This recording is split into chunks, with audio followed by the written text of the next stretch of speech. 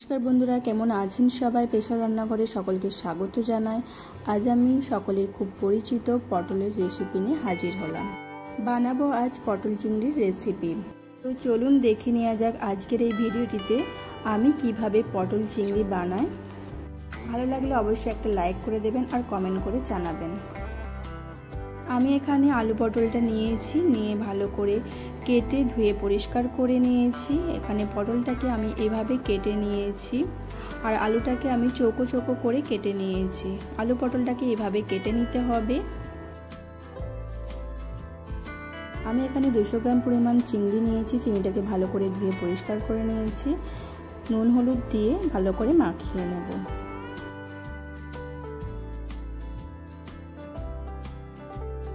আমি এখানে 4টে মাঝারি সাইজের পেঁয়াজ কুচিয়ে নিয়েছি।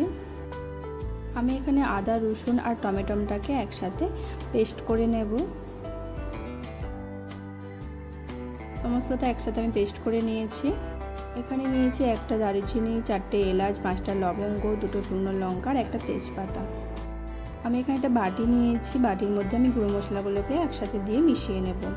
আমি এখানে দিলাম হলুদ ছোটো চামচের 2 চামচ পরিমাণ। এরপর দেব ঝাল লঙ্কা গুঁড়ো। তারপর দেব ছোটো চামচে 3 চামচ লবণ। নিয়েছি অল্প জিরে গুঁড়ো, ধনে গুঁড়ো আর কাশ্মীরি লঙ্কা গুঁড়ো দিয়ে ভালো করে জল দিয়ে মিশিয়ে নেব। কড়াই গরম করতে বসিয়ে দিয়েছি। এরপর আমি এর মধ্যে দিয়ে দেব সরষের তেল।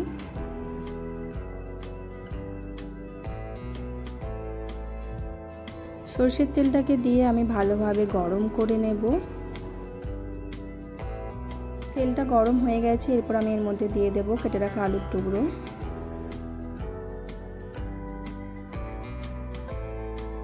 আলুটাকে হালকা একটু নেড়ে চেড়ে নেব।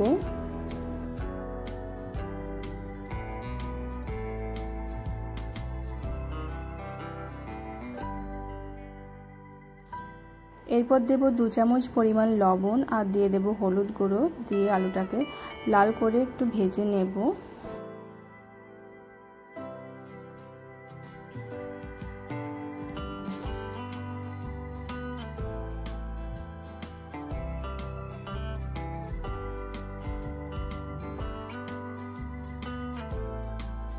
দেখতেই পাচ্ছ আলুটাকে বেশ ভালো করে ভাজা হয়ে গেছে।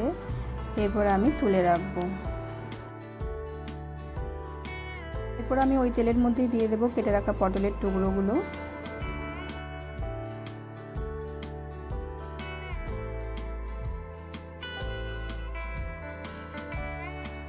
আবারও তেলের সাথে পটলটাকে হালকা করে একটু নেড়ে চেড়ে নেব।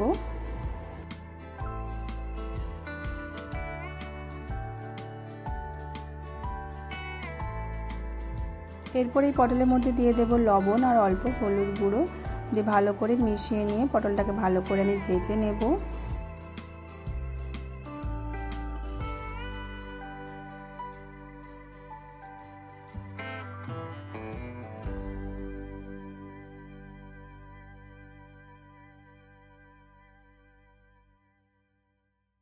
পটলটাকেও হালকা লাল লাল করে ভেজে নিয়েছি। ভাজা হয়ে গেছে, এবার তুলে রাখবো। এরপর এই তেলের মধ্যে দিয়ে দেব নুন হলুদ মাখিয়ে রাখা চিংড়িটা। দিয়ে চিংড়িটাকে ভেজে নেব।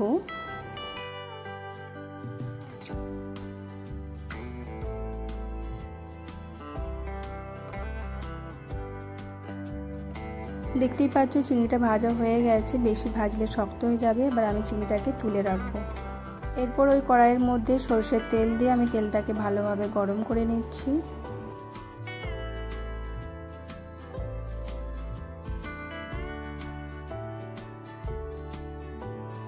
তেলটা গরম হয়ে গেছে। এরপর তেলের মধ্যে দিয়ে দেব একটা তেজপাতা, 2টো শুকনো লঙ্কা আর গোটা গরম মশলা দিয়ে একটু হালকা নেড়ে চেড়ে নেব।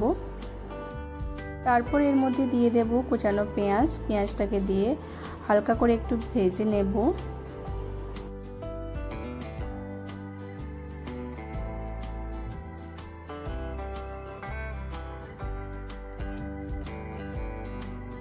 পেঁয়াজটা হালকা করে ভাজা হয়ে গেছে। এরপর আমি এর মধ্যে দিয়ে দেব আদা রসুন আর টমেটো পেস্ট করে রাখা মশলাটা দিয়ে ভালো করে ভেজে নেব।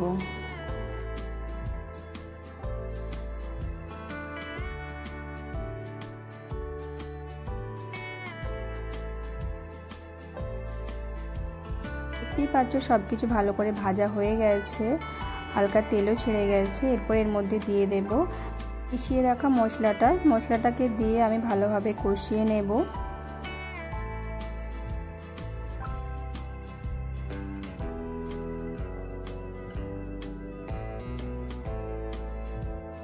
মশলাটাকে বেশ ভালোভাবে আমি কষিয়ে নিয়েছি। দেখতেই পাচ্ছ মশলা থেকে ভালোভাবে তেল ছেড়ে গেছে। এরপর আমি এই মশলার মধ্যে দিয়ে দেব ভেজে রাখা আলু পটলটা, দিয়ে ভালো করে আমি মশলার সাথে মিশিয়ে নেব।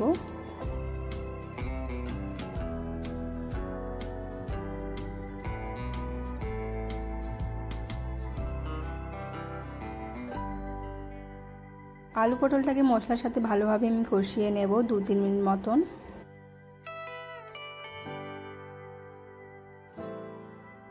আলু পটলটাকে মশলাটার সাথে ভালোভাবে আমি কষিয়ে নিয়েছি। এরপর এর মধ্যে আমি দিয়ে দেব পরিমাণ মতন জলটা দিয়ে আমি ভালো করে মিশিয়ে নেব।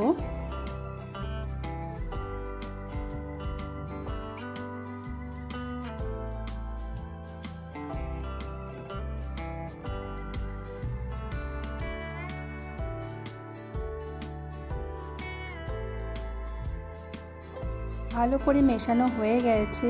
এরপর আমি 10 মিনিটের মতন রান্না করে নেব ঢাকা দিয়ে। 10 মিনিট পর ঢাকনা খুলে নিয়েছি, দেখে নেব আলুটা সেদ্ধ হয়েছে কিনা। আলুটা সেদ্ধ হয়ে গেছে। এরপর আমি এর মধ্যে দিয়ে দেব ভেজে রাখা চিংড়ি মাছটা।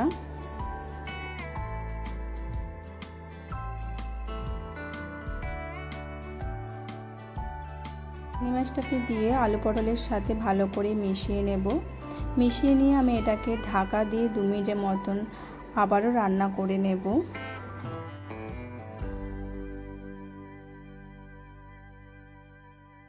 দু মিনিট পর আমি ঢাকনা খুলে নিয়েছি, হালকা নেড়ে চেড়ে নেব।